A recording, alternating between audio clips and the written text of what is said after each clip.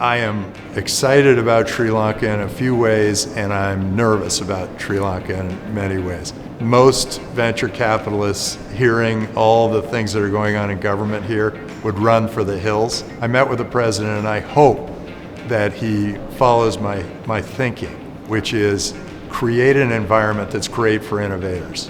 Create an environment that's great for, uses technology to get rid of corruption. That teaches people not by rote, but by a changing environment where the teachers have to adapt and keep changing their way of teaching. I suggested all of those things to the president, and I hope he takes me up on it because he has an opportunity to be the Lee Kuan Yew of this millennium.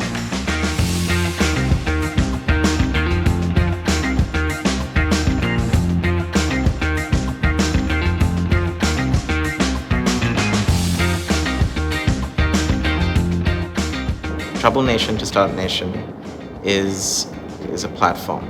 It's a platform for Sri Lanka to connect to the rest of the world, especially startups. I think the number one destination in South Asia for startups and to connect to startups.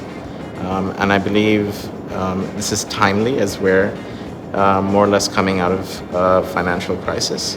I believe there's a lot of hope for the country to reposition itself in the region as a up-and-coming startup destination. Hatch and Draper Startup House have started Sri Lanka's first co-living space to promote digital nomads to come into Sri Lanka. The idea being that digital nomads, rather than just a tourist, will actually give back to the ecosystem, either through technology transfer or working in collaboration with other startups and founders here. It's a call to help with the economic development, but with a tourist angle to it, or with a tourism angle and a hospitality angle to it. I knew that Sri Lanka was going through a major crisis, big financial crisis, and they had to overcome all sorts of problems, the corruption, the devaluation of the currency, all sorts of horrible things were happening. And when there's that kind of chaos, I always feel like it's a time when people are open to new ideas. We have new ideas. We come with new ideas. We're looking to transform countries, make them better. We expect that if countries sort of follow our model, that they will be the most prosperous countries in 30 or 40 years.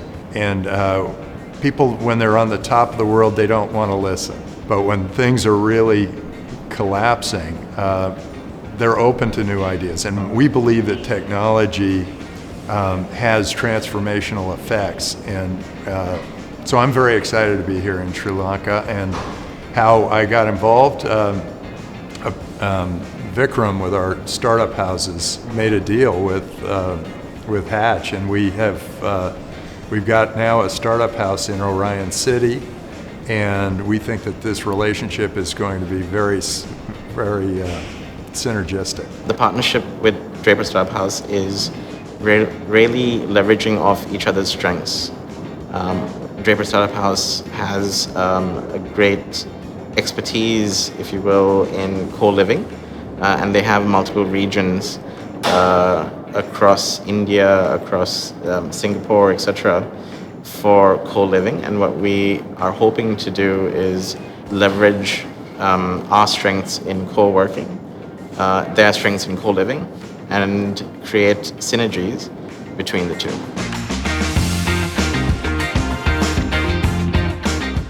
And that's 173 out of about 200 countries. It's not great.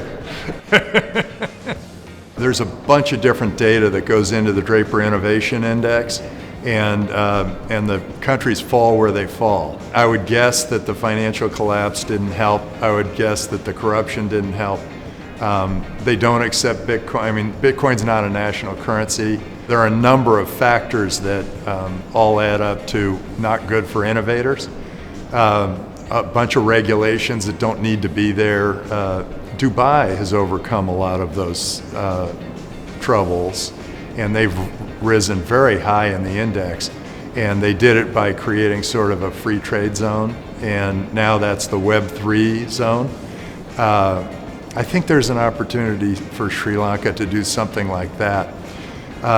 They do have to overcome the perception of corruption, and the best way to do that is make Bitcoin a national currency, because when currency's on the blockchain, it keeps perfect records. So I'm sure that anybody who is corrupt is against this idea, but the honest people in government, the people who really want the country to thrive and grow, I think those people are going to really embrace Bitcoin and embrace new technologies, embrace AI, embrace these changes that create a more honest and progressive world. When there's chaos like this, all of a sudden, some leader will rise, and they will take a new direction. And the opportunity for a country like this is vast. I mean, your position, you're central between China and India and all the trade routes and everything else. Sri Lanka is really well positioned. It could end up being a really awesome country and very valuable, but and it's going to probably get there by amazing technologies, and groups like the Draper Startup House and Hatch are the ones who are going to make the environment better for people to come here and innovate. I am excited about Sri Lanka in a few ways, and I'm nervous about Sri Lanka in many ways. Most venture capitalists, hearing all the things that are going on in government here, would run for the hills. But I met with the president, and I hope that he follows my thinking, which is create an environment that's great for innovators, create an environment that's great for, that uses technology to get rid of corruption, create an environment that's good, that uses Bitcoin, that uses artificial intelligence, that teaches people not by rote, but by a changing environment where the teachers have to adapt and keep changing their way of teaching. I suggested all of those things to the president, and I hope he takes me up on it, because he has an opportunity to be the Lee Kuan Yew of this millennial. He could easily do that. I believe Sri Lanka has an opportunity in the South Asian region to connect to Pakistan, India, etc., because we don't have those kind of political boundaries, if you will. Sri Lanka is kind of the Switzerland, if you will, of South Asia.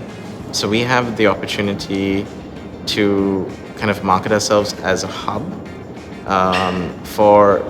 to connect to the South Asian region, Bangladesh included. And I think even though we're small, I think small can be beautiful, right? And Startup Nation is celebrating that, yes, we're small, but this is a great market to come and build your product. Talent is available. We're reasonably priced, right? And then we can connect to the rest of South Asia as your bigger market. Larger companies have been doing this in Sri Lanka, for example, Dialog. And I think we need to take that opportunity and maybe even do it for startups. I went around Hatch, and I met 10 or 15 entrepreneurs, and they are high quality entrepreneurs. In the Draper Startup House today, now there are a bunch of entrepreneurs. They're very exciting too. So the ones I've met have been quite good.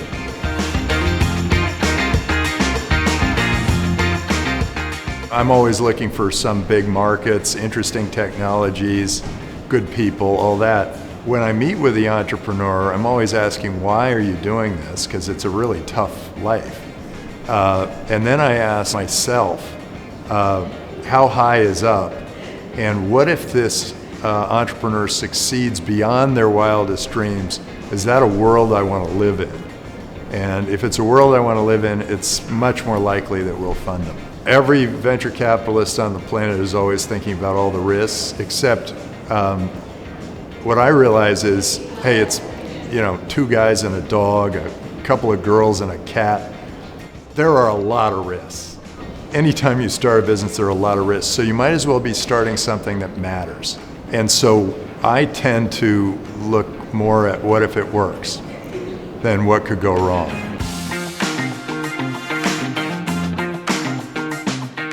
What I do is I diversify my risk. Draper Associates will invest in 60 companies and in each fund. And we look at companies anywhere from DAOs to decentralized organizations to digitizing medicine to space and transportation to artificial intelligence. We go after all these different fields. And also the other category, which is, whatever the entrepreneurs bring to us that's sort of a new idea.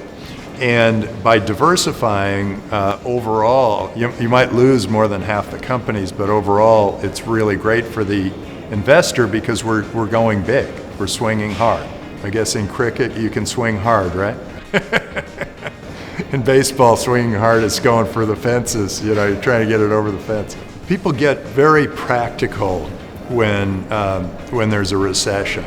They have to lay people off, they have to focus on what matters. They'll start looking into new ideas. And that usually plays well into venture capitalists' hands because we invest in people who are looking to transform the world, and that means businesses that have been doing it the same way for years are finally waking up and willing to open up to new ideas. And that usually plays well for a venture capitalist. Draper University, we started to create more heroes in the world. We take them through an arc. And that arc is, you start with what are the biggest problems in the world to you? And what are the solutions that you have for those big problems? And then how do you productize those solutions, or how do you create a service to create those solutions? And then how do you make money creating those products for those solutions? And then how do you distribute that product out in the world?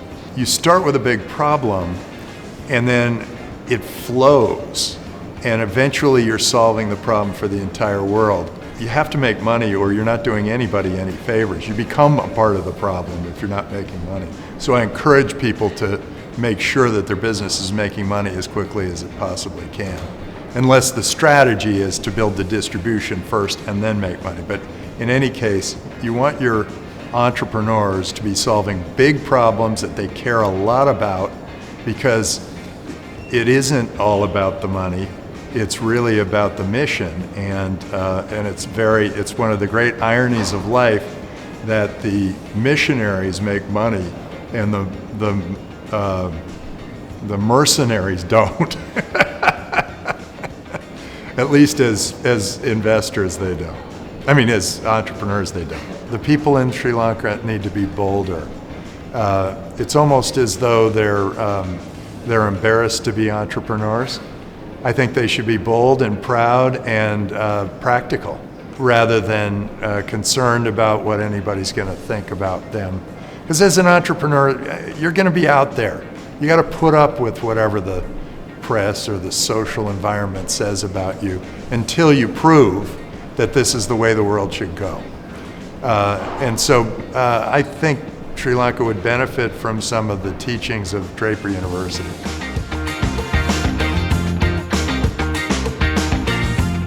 There is so much opportunity, is that everyone should jump on this bus, because right now this is probably the only bus moving. The startups in Sri Lanka have been resilient. They are the future businesses of Sri Lanka. Local talent, global mindset. I think thinking about solutions that we can address in our markets and then take globally is a huge opportunity, because we have so many problems to solve. Right? How do you turn those problems into an opportunity? And it's through startups. We have to change the narrative right now. I think the financial crisis, COVID before that, etc. The country has been taking, hit after hit, if you will, the perception of Sri Lanka outside, right? And I think, with us coming together, with us banding together, especially the startups, especially this excitement about the possibility and the hope for the future, I think we should take this opportunity to change the narrative of what Sri Lanka is in kind of, the global market. Really, that's what we're hoping to do with this. We had a full day with Tim, the team, Draper Startup House team. Today we meet the Drapers, so we can already see that connectivity coming, because Meet the Drapers has over 30 million viewers globally. So, which will, put our entrepreneurs kind of on the map, right? And we need more of this happening to take Sri Lanka to the world.